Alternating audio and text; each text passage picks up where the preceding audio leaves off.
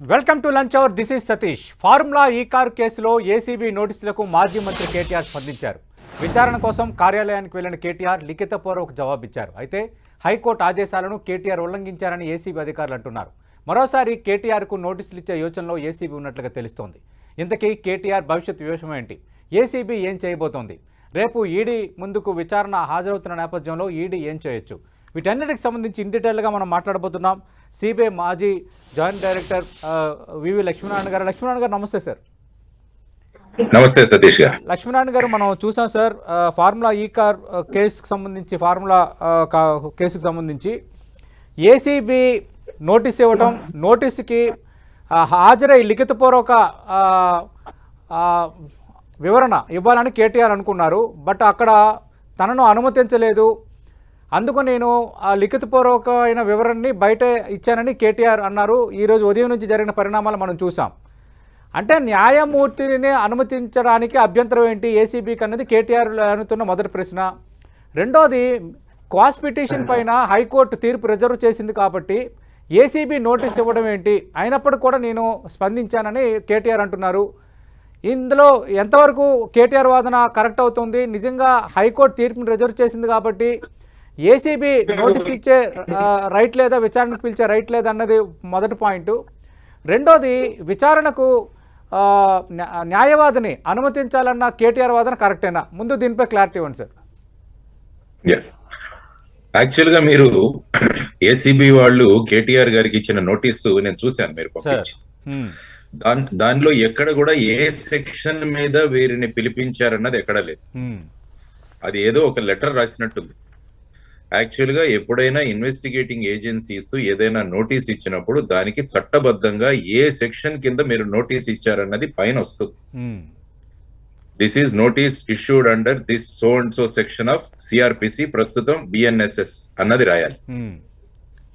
అది లేకుండా ఇది ఒక లెటర్ రాసినట్టుంది ఇందులో. ఇది మొదటి పాయింట్. ఓకే, సపోజ్ ఈ లెటర్ కంటెంట్ నేను చూస్తే అందులో రాసింది ఏంటంటే, కేటీఆర్ గారికి 6వ తారీఖు మీరు ఏసీబీ మా ముందు హాజరవ్వండి for questioning and producing documents అని రాశారు. అంటే సపోజ్ మీరు ఏదైనా డాక్యుమెంట్ కేటీఆర్ గారి దగ్గర నుంచి తీసుకోవాలన్న ఉద్దేశం ఉంటే మీరు నోటీసు 94 బిఎన్ఎస్ఎస్ కింద ఇవ్వాలి. దీన్ని ఇంతకుముందు 91 సిఆర్పిసి అనేవాడు. ఓకే, సో అందులో క్లారిటీ లేదు. రెండవది వచ్చేసి, మీరు ఆయనకు 160 ప్రకారం నోటీస్ ఇచ్చారా ఆర్ సమన్స్ ఇచ్చారా అన్నది కూడా. 160 అంటే ప్రస్తుతం 179 బిఎన్ఎస్. అంటే మీరు ఒక కేసు విషయంలో పరిజ్ఞానం ఉన్న వ్యక్తులను మీరు పిలిపించాలంటే ఇంతకు ముందు 160 సిఆర్పిసి నోటీసులు ఇచ్చేవాళ్ళు. అదే ఇప్పుడు 179 బిఎన్ఎస్ లో. కానీ కేటీఆర్ గారి ప్రస్తుత పొజిషన్ ఏంటంటే, ఆయన ఎఫ్ఐఆర్ లో ఒక సస్పెక్ట్ గా, ఒక అక్యూజ్డ్ గా ఆయన పేరుంది. కానీ supreme court state represented by inspector of police versus NMT Joy Immaculate అని 2004లో ఇచ్చిన జడ్జిమెంట్ లో వాళ్ళు ఏం చెప్పారంటే, ఈ 160 నోటీసులు అన్నవి ఎఫ్ఐఆర్ లో ఉన్న అక్యూజ్డ్ కు మీరు ఇవ్వకూడదు అని వాళ్ళు చెప్పారు. అంటే ఇప్పుడు ఈ నోటీసు 160 ప్రకారం ఇచ్చారా లేకుంటే 94 బిఎన్ఎస్ఎస్ ప్రకారం ఇచ్చారా అన్నది ముఖ్యంగా తేల్చాల్సిన విషయం. రెండవది, మీరేమన్నారంటే ఆయన న్యాయవాదులను తీసుకువెళ్లే హక్కు ఉందా లేదా అని అడిగారు. అవును, అనుమతించాలని కేటీఆర్ కోరారు. యాక్చువల్ గా మీరు చూసుకుంటే మళ్ళా 41D సిఆర్పిసి అని ఇంతకు ముందు ఉండేది, అదే సెక్షన్ ఇప్పుడు 38 బిఎన్ఎస్ఎస్ అయింది. Okay sir. అందులో ఏంటంటే, ఎవరినైనా అక్యూజ్ ని అరెస్ట్ చేసిన తర్వాత వారు వాళ్ళ అడ్వకేట్ ని ఇంటరాగేషన్ టైంలో వాళ్ళను కన్సల్ట్ చేయవచ్చు అన్నది ఉన్నది. అంటే అక్యూజ్డ్ పర్సన్ అరెస్ట్ చేసిన తర్వాత ఇది వస్తుంది. ఓకే, కానీ ఈ విషయంలో కేటీఆర్ గారిని అరెస్ట్ చేయలేదు ఇప్పటి వరకు. అవును. అందువల్ల ఆయన అరెస్ట్ అయిన తర్వాత కన్సల్ట్ చేసుకోవచ్చు అన్నది చట్టంలో క్లియర్ గా ఉంది. సో ఇప్పుడు ఆయన్ని ఎందుకు పిలిచారు, ఏ సెక్షన్ కింద పిలిచారు, ఆయన్ని పిలవడానికి మీ ఉద్దేశం ఏంటన్నది ఏసీబీ వాళ్ళు క్లియర్ గా చెప్పాలి. అందువల్ల ఏమవుతుందంటే, ఇప్పుడు కేటీఆర్ గారు ఆయన స్టాండ్ తీసుకున్నారు, నేను నా అడ్వకేట్ ని తీసుకువెళ్లాలనుకున్నారు, వాళ్ళు రానివ్వట్లేదని. అంటే ఆ అడ్వకేట్ ను తీసుకువెళ్లే ప్రొవిజన్ మీకు ఎప్పుడు వస్తుందంటే మీరు అరెస్ట్ అవుతాయి. ఓకే. తర్వాత ఈ రోజు మిమ్మల్ని ఎందుకు పిలిచారన్నది కూడా ఏసీబీ వాళ్ళు స్పష్టం చేయాలి. ఉమ్. మీ దగ్గర ఉన్న డాక్యుమెంట్లు మాకు ఇవ్వండి అని పిలిస్తే అప్పుడు మీరు 94 BNSS ద్వారా ఈ నోటీస్ ఇవ్వాల్సి ఉంటుంది. మిమ్మల్ని ఒక 160 సిఆర్పిసి గాని 179 BNSS లో గాని మిమ్మల్ని పిలిచుంటే ఆ ప్రకారంగా ఆ సెక్షన్ కూడా ఉండాలి. ఉమ్. అందువల్ల ఇప్పుడు ఏసీబీ వాళ్ళు చేయాల్సింది ఏంటంటే ఏ సెక్షన్ కింద వారిని పిలుస్తున్నారన్నది స్పష్టంగా చేయాలి. ఎందుకంటే ఈ కేసులో వారు ఏసీబీ వాళ్ళు అరెస్ట్ చేయొచ్చు కేటీఆర్ గారు, కానీ హైకోర్టులో పిటిషన్ పెండింగ్ ఉంది. ఈ పిటిషన్ డిస్పోజల్ అయ్యే వరకు ఆయన మీద అరెస్ట్ చేయవద్దన్నది హైకోర్టు చెప్పినట్టు మీరు పంపించిన ఇన్ఫర్మేషన్ లో నాకు తెలిసిన విషయం. అందువల్ల ఇటువంటి పరిస్థితులలో ఏసీబీ వారు స్పష్టంగా ఈ నోటీస్ ఎందుకు ఇస్తున్నామన్నది స్పష్టం చేయాలి. ఏ సెక్షన్ కింద వాళ్ళు పిలుస్తున్నారు. ఇలా ఒక ఎఫ్ఐఆర్ రిజిస్టర్ అయిన తర్వాత ప్రతి విషయం కూడా సిఆర్పిసి అంటే ఇప్పుడున్న బిఎన్ఎస్ఎస్ఎస్ ప్రకారం జరగాలి. ఓకే. మీరు జస్ట్ ఒక లెటర్ లాగా రాయడం అది చట్టబద్ధంగా కరెక్ట్ కాదు. సో ఇది బేసిక్ గా ఇనిషియల్ గా నేను మీకు ఇస్తున్న రియాక్షన్ అండి మీరు అడిగిన ప్రశ్న. రైట్. అంటే జెడి లక్ష్మీనారాయణ గారు, దర్యాప్తుకు సహకరించాలని హైకోర్టు ఆర్డర్లో ఉన్న కేటీఆర్ విచారణకు రాకపోవడం అనేది ఇది కరెక్ట్ కాదు, ఇది ఏసీబీ అధికారులు చెబుతోంది. అది ఎంతవరకు నిలబడే ఛాన్స్ ఉంది? అంటే దర్యాప్తుకు సహకరించాలంటే ఒక వ్యక్తి మీ నోటీసులు దేని ద్వారా ఇస్తున్నామన్న దాంట్లో క్లారిటీ ఉండాలి ఏసీబీ వారికి. మీరు ఆయన్ని ఎందుకు పిలుస్తున్నారు, ఇంతకుముందు నేను చెప్పిన విషయం ఏ సెక్షన్ కింద పిలుస్తున్నారు, ఆయన దగ్గర ఉన్న ఏదైనా డాక్యుమెంట్స్ కానీ వివరాలు ఉంటే ఆ వివరాలు మాకు తెలియాలి, ఆ డాక్యుమెంట్స్ ఆయన సబ్మిట్ చేయాలి. అంటే అప్పుడు ఆయనకు 94 BNSS ద్వారా నోటీస్ ఇచ్చిండాల్సి, అప్పుడు వారు ఆ కేసుకు సంబంధించిన డాక్యుమెంట్స్ తెచ్చి మీకు ఇచ్చేవారు. సపోజ్ మీరు 160 సిఆర్పిసి ప్రస్తుతం 179 BNSS ద్వారా మీరు నోటీస్ ఇచ్చి ఉంటే ఆయన ఆ నోటీస్ తీసుకున్న తర్వాత లీగల్ కోర్స్ అంటే ఇంతకుముందు నందిని సత్పతి అని ఒక కేసు జరిగింది 1978 లో. ఆ కేసులో ఏమన్నారంటే ఈవెన్ అక్యూజ్ ను కూడా పిలవచ్చు, సస్పెక్ట్ ను కూడా మనం పిలవచ్చు. కానీ ఆ తర్వాత 2004వ సంవత్సరంలో state represented by inspector of police versus NMT Joy Immaculate లో వాళ్ళు ఏం చెప్పారంటే ఈ 160 నోటీసులు అన్నవి కేవలం సాక్షిదారులకు మాత్రమే ఇవ్వాలి. కాబట్టి ఈయన పొజిషన్ అయితే ఇందులో అక్యూజ్డ్ ఎఫ్ఐఆర్. ఓకే. మరి ఎఫ్ఐఆర్ లో వెళ్ళవచ్చు. కాబట్టి ఇప్పుడు చేయాల్సిన విషయం ఏంటంటే ఏసీబీ వాళ్ళు మళ్ళా స్పష్టంగా సెక్షన్ ను ఉల్లేఖన చేస్తూ సెక్షన్ ను మెన్షన్ చేస్తూ వారికి ఇవ్వాలి. ఓకే. ఎందుకంటే నేను ఇంతకుముందు చెప్పినట్టు వారు అరెస్ట్ చేయొచ్చు డైరెక్ట్ గా, కానీ ఈ హైకోర్టు వాళ్ళ డెసిషన్ వాళ్ళ ఆ విధంగా ఉంది. అప్పటి వరకు మా ఈ పిటిషన్ డిస్పోజల్ అయ్యే వరకు మీరు ఏమీ చేయకండి అన్నది, ఇన్వెస్టిగేషన్ చేయండి అని ఉన్నది, కానీ అరెస్ట్ చేయకండి అని ఉన్నది. ఓకే. అడ్వకేట్ ను కన్సల్ట్ చేయడం అన్నది అరెస్ట్ తర్వాత వస్తుంది ప్రొసీజర్. ఓకే. కాబట్టి ఈ విధమైన చట్టంలో ఈ ప్రస్తుతం ఈ ప్రొసీడింగ్స్ ఉన్నాయన్నమాట. రైట్. జెడి గారు మీరు లైవ్ లోనే ఉండండి. అసలు ఈడీ విచారణకు రేపు కేటీఆర్ హాజరు కాబోతున్నారు. మరి ఈడీ విచారణకు సంబంధించి కూడా న్యాయవాదిని అనుమతించమని కోరుతారా? ఈడీ లో అనుమతిస్తుందా న్యాయవాదిని అన్నది ఒక కీలకమైన అంశం. మరి రేపు ఏం జరగవచ్చు, రేపు కేటీఆర్ ముందున్న ఆప్షన్స్ ఏంటి? దీనిపై జెడి లక్ష్మణ్ గారు ఏమంటారు? పిఆర్ఎస్ వర్కింగ్ ప్రెసిడెంట్ మాజీ మంత్రి కేటీఆర్ ఈ ఫార్ములా కేసులో ఈరోజు ఏసీబీ కార్యాలయానికి వెళ్ళటం, లోపలికి ఏసీబీ అధికారులు అనుమతించలేదని కేటీఆర్ ఆరోపించడం, బయటనే లిఖితపూర్వకంగా తన వివరణ ఇచ్చిన నేపథ్యంలో అటు ఏసీబీ చేస్తున్న ఆరోపణలు అలాగే కేటీఆర్ చేస్తున్న ఆరోపణలు న్యాయబద్ధంగా ఏది కరెక్టు? ఈ అంశం సంబంధించి సిబిఐ మాజీ జడ్జి లక్ష్మీనారాయణ గారితో లంచ్ అవర్ డిబేట్ కంటిన్యూ అవుతోంది. లక్ష్మీనారాయణ గారు, ఈ ఏసీబీకి సంబంధించి కూడా మళ్ళీ మిగతా అంశాలు కూడా మనం మాట్లాడదాం. రేపు ఈడీ విచారణకు కేటీఆర్ హాజరు కాబోతున్నారు.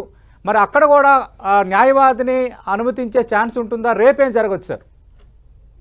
సాధారణంగా ఈడీ వాళ్ళు ఇచ్చే నోటీస్ లో ఎలా ఉంటుందంటే వాళ్ళు ఏ సెక్షన్ కింద ఇస్తున్నారు అన్నది చూడాలి.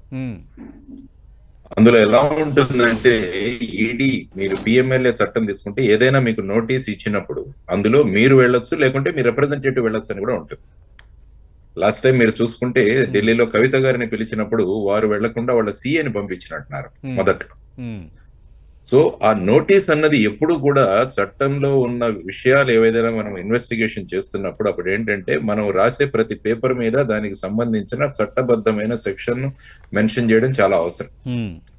ఎందుకంటే ఆ నోటీసును తీసుకువెళ్ళి వీళ్ళు కోర్టులకు వెళ్ళవచ్చు. ఎందుకంటే మనకు article 21 is supreme, that means right to life and Liberty. అవును. అందువల్ల మీ దగ్గర అధికారం ఉంది కదా అని మీరు ఏదైనా చేయొచ్చు అన్న భావనలో ఇన్వెస్టిగేషన్స్ ఏజెన్సీస్ ఎప్పుడూ ఉండకూడదు. ఎందుకంటే ఎదుటి వ్యక్తికి చట్టబద్ధంగా మీకున్న అధికారంలో మీరు ఇచ్చే నోటీసులు ఆ చట్టానికి సంబంధించిన సెక్షన్ ను మీరు మెన్షన్ చేస్తే వాళ్ళు ఆ నోటీసుకు వ్యతిరేకంగా కోర్టులకు వెళ్లే అవకాశం ఉంటుంది. ఇలా ఏమీ మెన్షన్ చేయకుండా మీరు రండి అంటే ఏమవుతుంది అంటే అందులో వాళ్ళు వెళ్ళి కోర్టులలో వాళ్లకు కావాల్సిన వాళ్ళ అబ్జెక్షన్స్ రేజ్ చేసే అవకాశం ఉంది. అందువల్ల ఈవెన్ ఈడీ కేసు కూడా ఏ విధంగా ముందుకు వెళుతుంది, ఏ విధంగా వారు ఇస్తారు, ఎందుకంటే క్వాష్ పిటిషన్ అన్నది కోర్టులో పెండింగ్ ఉంది. సపోజ్ హైకోర్టు కనుక ఈ క్వాష్ పిటిషన్ కొట్టేస్తే ఈడీ కేసు కూడా ఉండదు. ఓకే.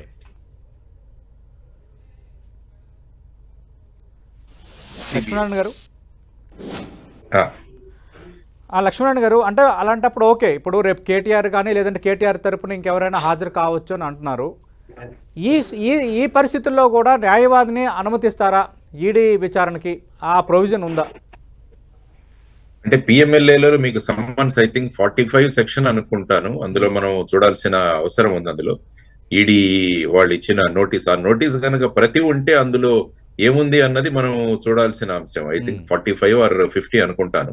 అందులో ఏ విధంగా ఇనీషియల్ గా ఎప్పుడైతే మనం పిలుస్తామో అందులో సాధారణంగా ఈ అరెస్ట్ చేసిన తరువాతే ఆ వ్యక్తికి కన్సల్ట్ చేసే అవకాశం ఉంటుంది. నేను ఇంతకు ముందు చెప్పినట్టు మీరు సెక్షన్ 38 బిఎన్ఎస్ఎస్ గాని ఇంతకు ముందు 41D సిఆర్పిసి గాని చూసుకుంటే right of arrested person to meet an advocate అన్నది. Right of arrested person, not an accused person in the FIR. Okay. So ఇది మనం క్లియర్ గా చూసుకోవాలి. సో అందుకనే మీరు 50 పిఎంఎల్ఏ చూసుకున్నా కూడా powers of authority production of document, ఇది ఒకసారి మీరు సెక్షన్ 50 ద్వారా వారిని పిలిచే అవకాశం ఉంది. ఈ 50 ఏం చెబుతుందంటే powers of authorities regarding summons, production of documents and give evidence etcetera అన్నది. ఇందులో వాళ్ళు ఏమంటున్నారంటే discover and inspection, enforcing the attendance of any person, including any officer, reported entity, compelling the production of records, receiving evidence on affidavits, issuing commissions for examination of witnesses and documents. Idu undi. Dani heading entante powers of authorities regarding summons, production of documents and to give evidence. The director shall, for the purpose of section 12, have the same powers as vested in a civil court while trying a suit. All these persons so summoned shall be bound to attend in person or through authorized agents. ఇందులో చూసుకుంటే ఈ 50 ద్వారా ఇచ్చిన notice ఏదైతే ఉంటుందో are summons ఏదైతే ఉంటుందో ఎవరినైతే పిలిచారో వాళ్ళు shall bound to attend in person or through authorized agents as such officer may direct. అంటే ఇప్పుడు వాళ్ళు 50లో ఇచ్చే నోటీస్ లో ఏముంది, whether you have to attend in person or through your representative, okay, authorized agent అన్నది వాళ్ళ ఇప్పుడు ఆ నోటీసు స్వరూపం చూస్తే తప్ప మనం చెప్పలేం. కానీ ఇందులో కూడా ఎక్కడ వీళ్ళు కన్సల్ట్ చేయవచ్చు అన్నది ఎక్కడ కూడా లేదనమాట. అడ్వకేట్ ని కన్సల్ట్ చేయడం అన్నది ఎప్పుడు కూడా అరెస్ట్ అయిన తర్వాత వస్తుంది. అందుకని అరెస్ట్ అయిన తర్వాత వాళ్ళు ఏం చేస్తారంటే కోర్టులో వీళ్ళ రిమాండ్ కోసం అడుగుతారు. రిమాండ్ కోసం అడుగుతున్నప్పుడు వీళ్ళు ఏమంటారంటే మాకు మా అడ్వకేట్ సమక్షంలో మమ్మల్ని ఇన్వెస్టిగేట్ చేయాలి అని అడుగుతారు. అప్పుడు కోర్టు ఆర్డర్స్ లో ఉంటుంది. అంటే సమక్షంలో అంటే ఏంటంటే వాళ్ళు పక్కన కూర్చుతారు అడ్వకేట్, వాళ్ళు కొంత దూరంలో ఉంటారు. అంటే ఇన్వెస్టిగేటింగ్ ఆఫీసర్లు వీళ్ళు ఏం మాట్లాడుకుంటున్నారో వాళ్ళకు వినపడదు, అంత దూరంలో ఉంటారు. అంటే వీరి మీద ఏదైనా అన్నెసరీ ప్రెషర్ ఏమన్నా వేస్తున్నారా ఆర్ లేకుంటే 3rd degree మెథడ్స్ ఏదైనా ఉపయోగించే ప్రమాదం ఉంది, దాని నుంచి రక్షించుకోవడానికి ఒక అడ్వకేట్ సమక్షంలో జరగాలని జనరల్లీ కోర్టు ఆర్డర్స్ ఉంటాయి. కాబట్టి ఈవెన్ పిఎంఎల్ఏలో కూడా ఈ ప్రొవిజన్స్ ఫాలో అవ్వాలి అన్నది దట్ ఈస్ ఎ రిక్వైర్మెంట్. అంటే జేడి లక్ష్మీనారాయణ గారు, అంటే న్యాయవాది సమక్షంలో విచారణ జరిపేలా ఆదేశాలు ఇవ్వాలని కేటీఆర్ న్యాయస్థానాన్ని ఆశ్రయించబోతున్నట్టుగా మనకు తెలుస్తోంది. అది ఎంతవరకు నిలబడే అవకాశం ఉంది? అంటే అదే అంటున్నాను నేను. న్యాయవాది సమక్షంలో విచారణ అన్న ప్రశ్న అరెస్ట్ అయిన తర్వాతే వస్తుంది. ఓకే. కాబట్టి ఇప్పుడు ఏదర్ ఏసీబీ కావచ్చు, లేకుంటే ఈడీ కావచ్చు, వీరిద్దరు కూడా అరెస్ట్ చేసిన తర్వాత వారి రిమాండ్ కోరినప్పుడు అప్పుడు న్యాయవాది సమక్షంలో జరగాలని చెప్పేసి వారు అడగచ్చు. ఓకే. కాబట్టి ఇప్పుడు ఈవెన్ ఈ పొజిషన్ లో కూడా అంటే సెక్షన్ 50 పిఎంఎల్ఏ ప్రకారం ఇచ్చినప్పుడు కూడా ఆయన వెళ్ళవచ్చు కోర్టుకి. ఈవెన్ ఈ స్టేజ్ లో కూడా మాకు అడ్వకేట్ ఇవ్వండి అని అడగొచ్చు, కోర్టు కన్సిడర్ చేసి వాళ్ళకు ఇచ్చినా ఇవ్వచ్చు. ఎందుకంటే ఎవరి మీదైతే నేరం ఆపాదించబడిందో వారికి ఉన్న అన్ని రకాల చట్టంలో ఉన్న విషయాలు ఏవైతే ఉన్నాయో వాటన్నిటిని కూడా కోర్టుల ద్వారా పొందే అవకాశం ఉంది. వాళ్ళు ఆ హక్కు వాళ్ళకు ఉంది. కాబట్టి ఆ విధంగా వారు కోర్టుకు మూవ్ చేసే అవకాశం కూడా ఉంటుంది. లేకుంటే ఫర్ ఎగ్జాంపుల్ ఇప్పుడు ఏసీబీ ఏదో డాక్యుమెంట్స్ ప్రొడ్యూస్ చేయమని ఒక లెటర్ ఇచ్చాను. అవును. సపోజ్ రేపు దాన్నే మార్చి వాళ్ళు ఇంతకుముందు నేను చెప్పినట్టు 94 BNSS ద్వారా మీ దగ్గర ఉన్న ఈ డాక్యుమెంట్ తీసుకురండి అని చెబితే సపోజ్ ఆయన తీసుకువెళ్ళలేదు అనుకున్నా, అప్పుడు వాళ్ళు ఏంటంటే కోర్టుకు వెళ్ళి కోర్టు నుంచి వారెంట్ ఇష్యూ చేయొచ్చు. ఓకే. సో కోర్టు ద్వారా వాళ్ళు వారెంట్స్ ఇష్యూ చేయొచ్చు. అంటే అది సెక్షన్ 96 ఆఫ్ BNSS లో ఉంటుంది. సో ఇప్పుడు అంతా ఏంటంటే ఇవన్నీ కూడా లీగల్ సిస్టమ్ లో జరిగే ప్రొసీజర్స్. కాబట్టి ఏదర్ ఆఫీసర్స్ ఎవరైతే ఏసీబీ కావచ్చు, ఈడీ ఆఫీసర్స్ కావచ్చు, వారందరూ కూడా చట్టంలో ఉన్న ప్రొవిజన్స్ ను బట్టి వారు వాళ్ళ అధికారాలను ఉపయోగిస్తే ఎందుకు పిలుస్తున్నారు, ఎదుటి వ్యక్తి యొక్క స్థాయి ఏంటి, అంటే అక్యూజ్డ్ గా చూస్తున్నారా లేకుంటే ఒక విట్నెస్ గా చూస్తున్నారా. ఒక విట్నెస్ గా చూడాలంటే మళ్ళా నేను ఇంతకు ముందు చెప్పినట్టు జాన్ ఇమిక్యులేట్ కేసు అది అడ్డం వస్తుంది. తర్వాత వీటి లాజర్ వర్సెస్ అదర్ కేసు అది 2022 లో ఉంది, అందులో కూడా ఆ విధంగా ఉంది. కాబట్టి నందిని సత్పతి కేసు 1978 లో ఉంది. సో ఈ మూడి కేసుల మధ్యలో ఒక అక్యూజ్డ్ కి ఈ విధంగా 160 సిఆర్పిసి అంటే 179 BNSS ద్వారా ఇప్పుడు మీరు సమన్ చేయవచ్చా అన్నది కూడా ఒక లీగల్ క్వశ్చన్. ఓకే. అంటే జేడి లక్ష్మీనారాయణ గారు విచారణకు హాజరు కావట్లేదు కాబట్టి మరోసారి కేటీఆర్కు నోటీసులు ఇవ్వడానికి ఏసీబీ సిద్ధమవుతోంది. ఒకవేళ ఆ నోటీసుల్లో మీరిందాలు ప్రస్తావించినట్టు 38 BNS కానీ 179 BNS కానీ 94 BNS కానీ ప్రస్తావించకపోతే అది ఇన్వాలిడ్ అయ్యే ఛాన్స్ ఉంటుందా? అప్పుడు కేటీఆర్ ముందుండే ఆప్షన్స్ ఏంటి? అంటే అది ఆ సెక్షన్ ఏది మెన్షన్ చేయకుండా ఆయన వెంటనే కోర్టును మూవ్ చేయొచ్చు. ఓకే. వీరు ఇచ్చారు లెటరు, నన్ను దేనికి పిలుస్తున్నారు, ఏ సెక్షన్ కింద నన్ను పిలుస్తున్నారు అన్నది క్లారిటీ లేదని ఆయన సపోజ్ మీరు దాన్ని ఫాలో చేయలేదని రేపు ఏసీబీ కానీ ఎవరైనా అంటే ఆయన దగ్గర ఉన్న ఆప్షన్ ఏంటంటే నన్ను ఎందుకు పిలుస్తున్నారు, ఏ సెక్షన్ కింద పిలుస్తున్నారు అన్నది స్పష్టంగా లేదు కాబట్టి నేను వెళ్ళలేదన్నది ఆయన తీసుకోవచ్చు. అందువల్ల రేపు ఏసీబీ వాళ్ళు మళ్ళా పిలవాలన్నా they should be very clear under which section they are summoning. Okay. అనేది స్పష్టంగా వాళ్ళు ఇవ్వాల్సిన అవసరం. అది అయిన తర్వాత వారికి ఉన్న ఆప్షన్స్ ఆ సెక్షన్ కింద ఏదైతే అడిగారో ఆ సెక్షన్ కింద వెళ్లి వాళ్ళ దగ్గరికి ప్రజెంట్ చేయడం, లేకుంటే ఆ ఇచ్చిన నోటీసును కోర్టులో ఛాలెంజ్ చేయడం. ఓకే. ఇది వారికి ఉన్న ఆప్షన్స్.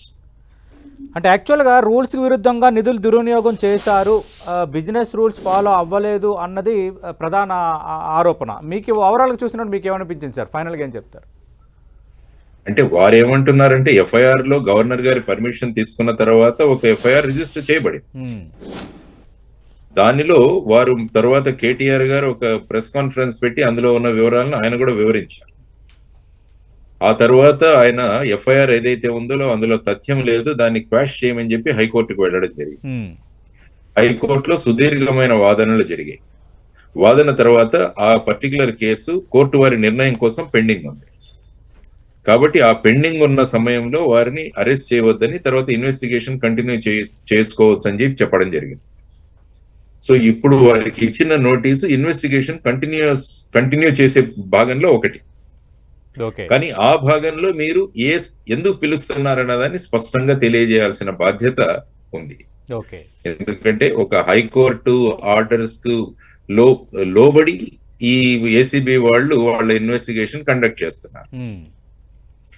రేపు వారు ఈవెన్ ఈడీ వారికి కూడా ఈ క్వాష్ పిటిషన్ అన్నది పెండింగ్ ఉంది, అది అయ్యే వరకు నాకు ఛాన్స్ ఇవ్వండి అని కూడా అడగవచ్చు ఆయన. కేటీఆర్ ఛాన్స్ ఉంది. ఎందుకంటే అంటే అడగొచ్చు ఆయన, ఎందుకంటే క్వాష్ పిటిషన్ నేను వేశాను, ఎందుకంటే ఆ ఎఫ్ఐఆర్ క్వాష్ అయితే మీ కేసు ఉండదు. కాబట్టి అంతవరకు నాకు ఈ సౌలత్ ఇవ్వండి under article 21 of Indian constitution అని కూడా ఆయన అడగొచ్చు. ఓకే. అటువంటి రిప్లై వచ్చినప్పుడు ఈడీ వారు దాన్ని చూసి దాని ప్రకారం ఏ విధంగా రియాక్ట్ అవుతారన్నది కూడా చూడాలి. Right. Thank you JD Lakshminarayana గారు, కొంత లాపరంగా పూర్తి క్లారిటీ ఇచ్చారు. మరి ఈరోజు ఏసీబీ మరోసారి కేటీఆర్కు నోటీసులు ఇవ్వడానికి సిద్ధమవుతున్నట్టుగా మనకు సమాచారం అందుతోంది.